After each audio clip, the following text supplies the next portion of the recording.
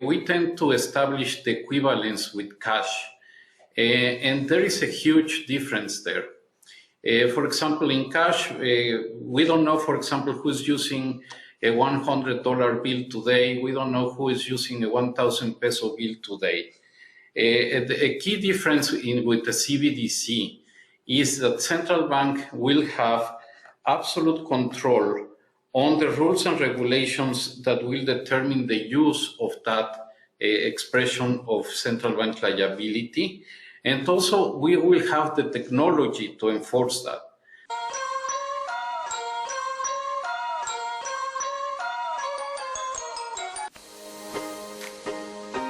Welcome to Pimpy's Investment Chat, where we keep investment talk simple. And here's your host, Pimpy.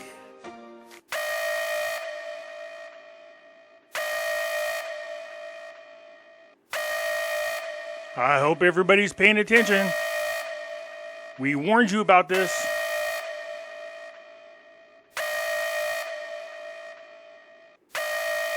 The day has come. Hopefully you're prepared.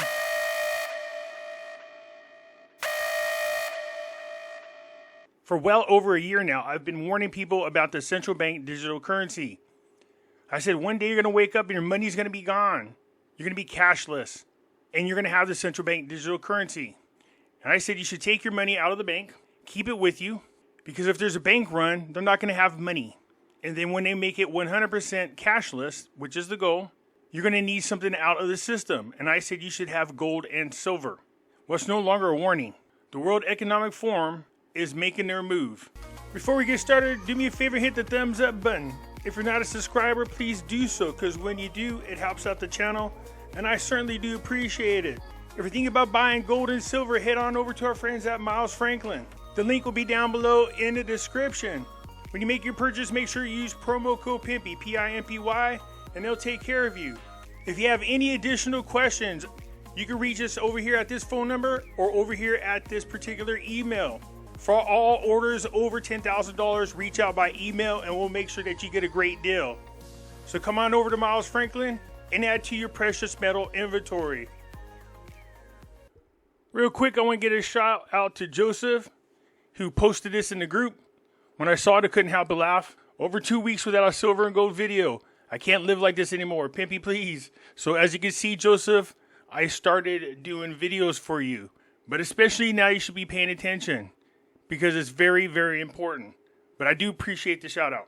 So we are going to head over to our friends over at Redacted. As usual, they're breaking the latest and the best news that is not being covered by the mainstream media.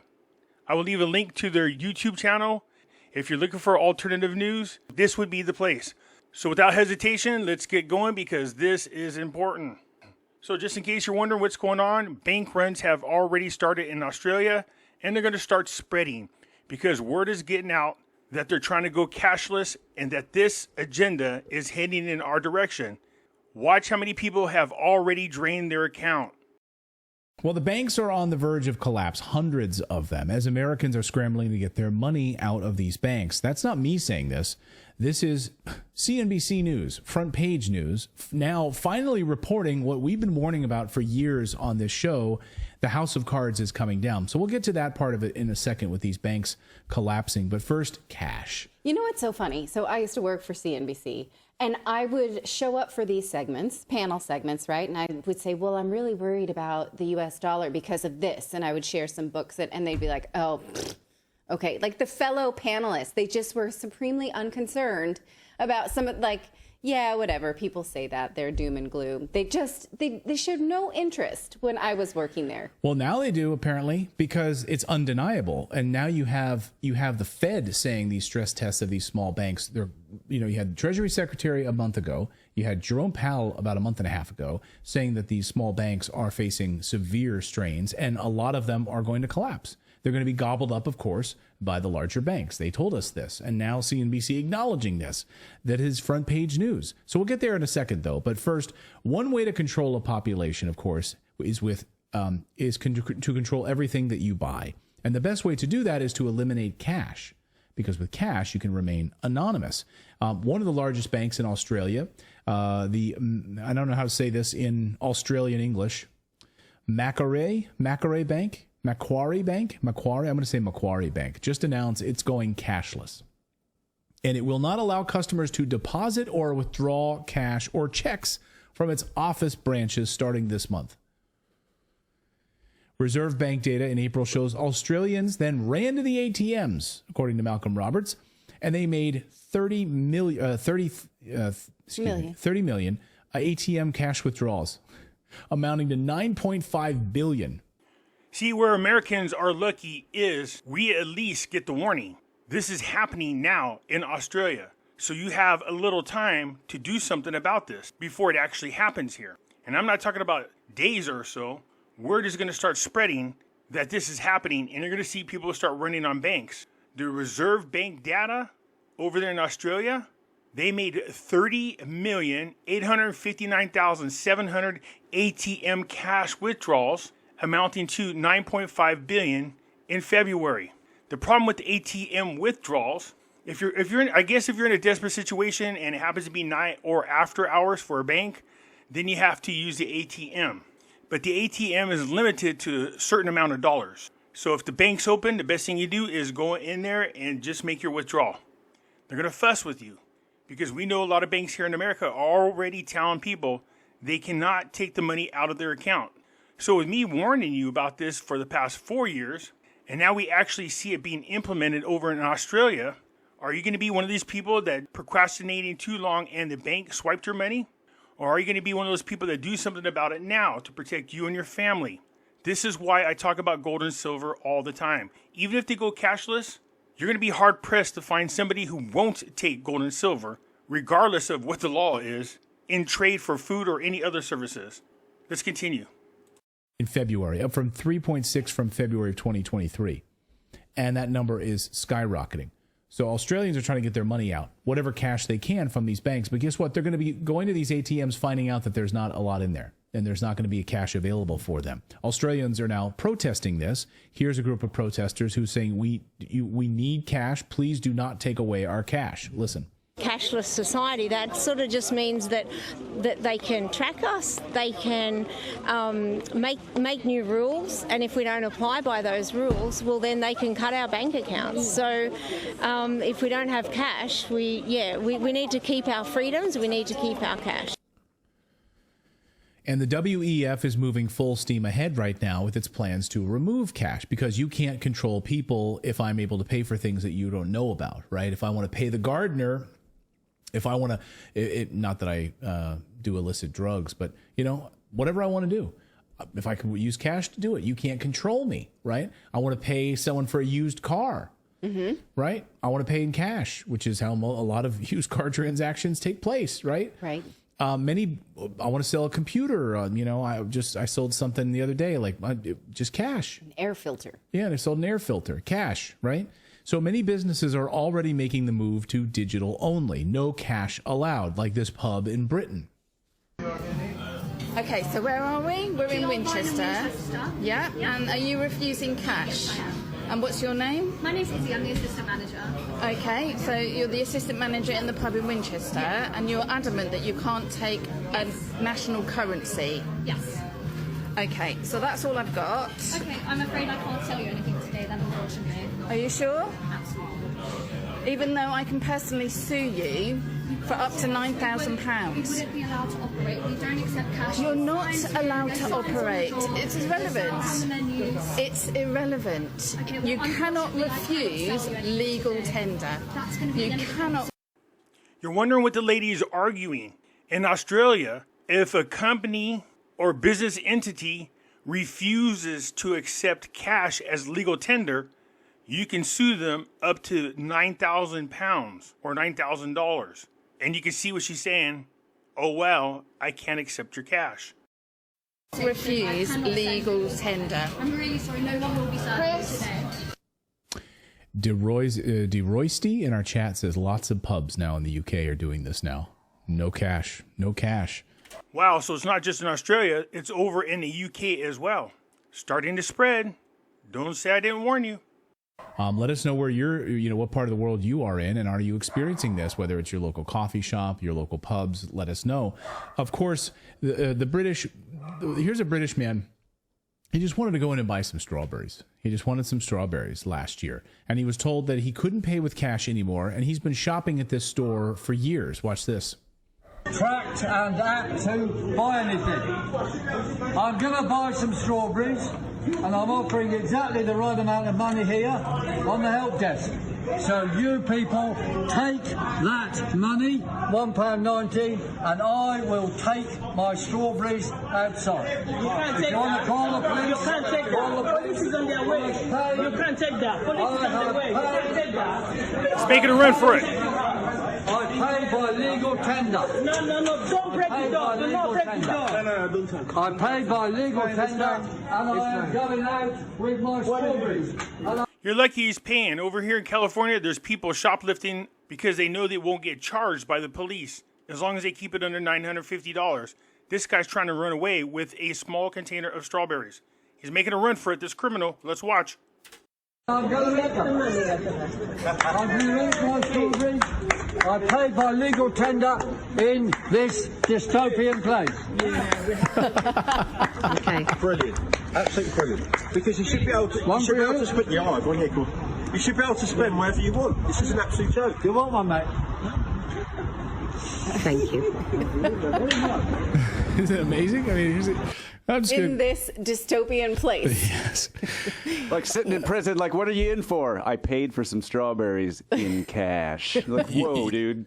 You mean you stole them? No, I paid for them. But I was using the king's legal tender with the king's face on it. And they wouldn't let me. They wouldn't let me do that. Of course, this man is a cautionary tale because the shift to a cashless society could exacerbate existing inequalities, those without access to digital payment methods, of course, such as the elderly, low-income individuals that don't have a free cell phone, like illegal immigrants in the United States. Marginalized communities would be disproportionately affected by this without.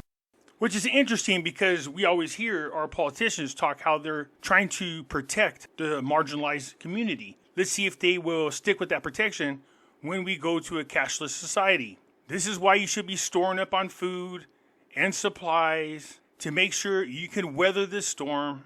We know in Iraq they attempted this and the citizens rose up. So it is being implemented now. Thank God you guys have Pimpy to warn you about this stuff. Cash as a universal means of exchange, these individuals, of course, risk being excluded from economic participation in society. But when the WEF, of course, they know all of this. And so, of course, their goal is to make sure that the government provides digital access to everyone. They'll do it under the guise of simplicity, right? But really, it's about tracking you. And last week, the World Economic Forum held a summit in Saudi Arabia to accelerate their move to an all-digital currency, no cash. During a WEF meeting in Saudi Arabia last week, the central bank governor of Bahrain, Khalid Houmadine, said ordinary people cannot be trusted to spend their money how they see fit. These are the words that came out of his mouth. And the elite must completely ban cash in the near future in favor of a digital solution, he said.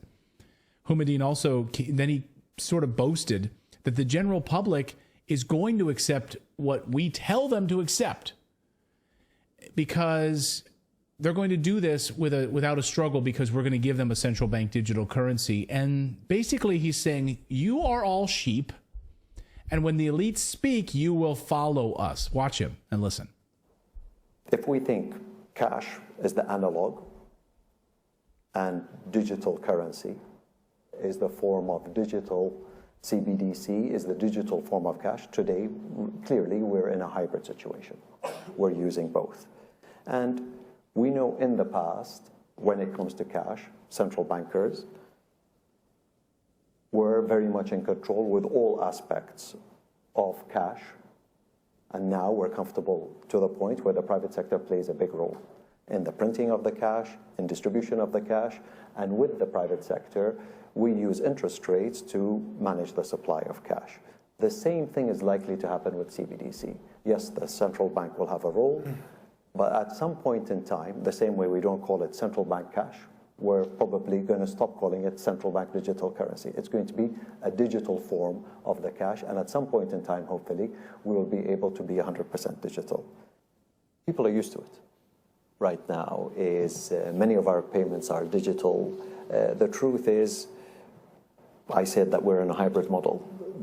There's less and less use of cash. And I think that from predominantly digital with a little physical, I think the transition to fully digital is not going to be a stretch. People are used to it, people are engaged in it, and circumstances did help. Is adoption rates increased because of COVID. Yeah. This is where contactless started to become something of a necessity, something of a safety, something of a requirement. And because of that, there is very little resistance. Trust is already there. We just need to build it in a way that makes sure that we safeguard the risks. Cybersecurity risk is a must, and it needs to be dealt with at the national level. And to counter cybersecurity risk, you need to continue to invest, you need to continue to collaborate, and you need to continue to train. With those three things, we've done it in the past. I think we should be able to manage these risks. Okay, I have a lot of questions there. A lot of questions there. And I'm sure the infrastructure that just had a massive cyber outage in Britain the other day for their airplanes when they were all grounded.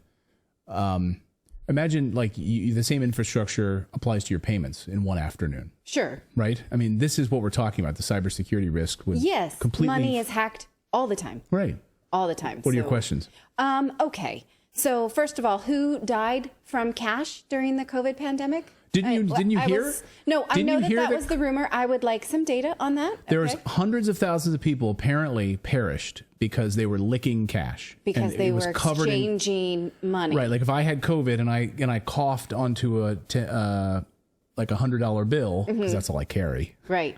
So that's a passé thing to say, that it was necessity of cash. You would have gotten it. Right. It was a joke. It was ridiculous. And he's still saying it, so that should be unacceptable to say in civilized society at this point. But the second part that he says, if you read about a great book that I want to suggest is called Layered Money, about the history of currency and why currency was ever put in the hands of governments was basically just propaganda. Julius Caesar liked the idea of his face on dollars, and then the Roman Empire could devalue the amount of nickel or whatever metal was in each coin and give themselves more money. So they were not able to resist enriching themselves through the control of a central currency that is controlled by the government. But what he's saying is that since then, private companies have been able to wrestle control already out of these governments, and now they control the cash flow. He said that in the beginning. So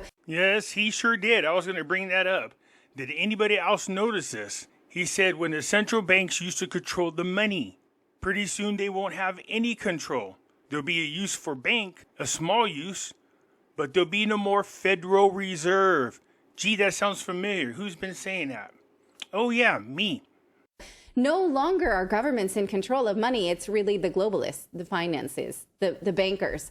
That's an amazing thing to admit out loud, that we've already wrestled control away from global governments. We are, in fact, moving towards a globalist society. Anyone catch that? That's outrageous. No, it's absolutely the case. They want to. This is what the World Economic Forum wants. They don't want the United States Treasury to be in charge. They want the central banks. They want a few central banks that are controlling all of this money flow. Unelected globalists will control the flow of money. JP Morgan, I just spoke about that. That's why I keep warning people who are all excited that JP Morgan and Jamie Dimon are over there getting involved with Iraq. Yay, they want to celebrate that. I said, don't celebrate those evil people. This is why it's okay that these small banks are collapsing, because they're being gobbled up by the conglomerate that are then, when we think about a BlackRock or a Vanguard, it's not like in New York City, it's international, right? So this is already happening. This is happening right before our eyes. And so he says that you, the people, can trust central banks to do whatever they want. Do you? Do you trust the central banks? He's speaking for you. A lot of people in the chat says, you might want this, meaning that guy. You might want this. We don't. People say they don't, but what are you prepared to do? What is your course of action? I had already been speaking about this in my community here locally. There are alternatives. There is a company that can help create your own currency. I spoke about that in the past. We had a meeting and we even had the local banker come in and he said, yes, this is something that can be done. But nobody really picked it up from there. We should get everybody to kick in X amount of dollars, pay for X amount of these dollars to be made. Then we can use our own local currency local. The currency is no good outside of our county. But in order for you to shop here, if you're coming from out of town, you have to buy our currency and use it here locally. This will actually make the local economy very, very strong. This is a bridge further than we previously heard. Last year, they were telling us that they would go 100% digital, but they wouldn't eliminate cash completely. Like, you'd still have cash. You don't have to worry about that. Now he's admitting the truth. They want to eliminate cash 100%. Those were his words. We want to be 100% digital. And he admits that COVID was a great catalyst for it. Lockdowns, contactless. He's like, thank goodness thank goodness we had COVID, because contactless managed to flourish under this plan. Mm-hmm. And he said, do you also pick this up? He said it was a necessity. Yeah. It was a necessity to have contactless. Really? He said, quote, at some point in time, hopefully we will be 100% digital. So getting rid of cash will prohibit the anonymous transfer of funds. So you will not be able to have any privacy anymore with money ever again. BlackRock CEO Larry Fink was at this summit, of course. And he said people will be easier to control once we have fewer people and more machines to control us. So lower the population, fewer people, put more robots and AI and machines in control, and we will be easier to control. This will be better, he says. Listen. Before we get into listening to Larry, keep in mind this money is programmable. So they can use the central bank digital currency to violate our constitutional rights. You know, they've been trying to figure out a way to strip us of our arms. So you won't be able to buy guns. You won't be able to buy ammo because they'll program the currency to prohibit that. I could argue in the developed countries, the big winners are countries that have shrinking populations. Okay, that's something that most people never talked about. You know, we always used to think shrinking population is a cause for negative growth. But in my conversations with the leadership of these large developed countries that have xenophobic immigration policies, they don't allow anybody to come in, shrinking unemployment, shrinking demographics, these countries will rapidly develop robotics and AI and technology. And if the promise, I didn't say it's going to happen, but if the promise of all that transforms productivity, which most of us think it will, we'll be able to elevate the standard of living of countries and the standard of living of individuals, even with shrinking populations. And so the paradigm of negative population growth is going to be changing. And the social problems that one will have in substituting humans for machines is going to be far easier in those countries that have declining populations. And so for those countries that have rising populations, the answer will be education, and so rapidly develop. You know, for those countries that do not have a foundation of rule of law or education, they're going to be left. That's where the divide's going to get more and more extreme. And the reason why he wants lower population is because it's easier to control a few more than it is to control many. So as I stated, I will leave the link for Redacted down below. I highly recommend you go check them out. So as I warned so many times before, you're going to wake up one day and you are not going to have access to your money. It's already happening in the UK. It is happening in Australia. People are making a bank run, but it isn't going to do them any good. Those stores would not accept cash, despite the fact that it is the law for them to do so. That's why I say have gold and silver. It keeps you out of the system. Nobody's going to turn down gold or silver. Nobody in their right damn mind. they'll make a trade, they'll barter with you. Have somebody else go out and use the central bank digital currency to buy the items you need, and then you turn around and trade them gold and silver.